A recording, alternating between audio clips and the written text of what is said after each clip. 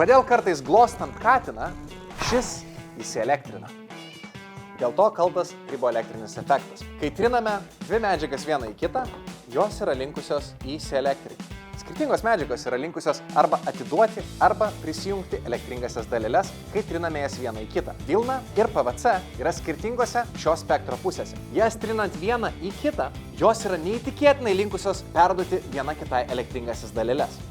Šį efektą pademonstruoti mums padės ši metalinė sfera. Trinant vilną į PVC, ant jo paviršiaus atsirado daug elektringųjų dalelių, kurias padės mums nuimti ten esantis metaliniai šepetėliai. Ir šie metaliniai šepetėliai perduos tuos krūvininkus šiai sferai, o ši sfera mūsų ilgaplaukiam draugui Hubertui, kurio plaukai dabar įsielektrino neigiamai, stumia vienas kitą ir sugeba išsilaikyti atsistoję. Kad įrodytume, kad tai yra dėl įsielektrinimo, jeigu tik Hubertas nušoka, jo plaukai iškart praranda elektrinį krūvį, atiduoda į žemę ir jo plaukai nusileidžia. Trinant vilną į PVC vamzdis įgauna neigiamą krūvį, o vilna teigiamą. Taigi, kaip ir šitame eksperimente, glostant katiną, dėl triboelektrinio efekto yra perduodami krūvininkai ir katinas įsielektrina vienaip, o mūsų ranka kitaip.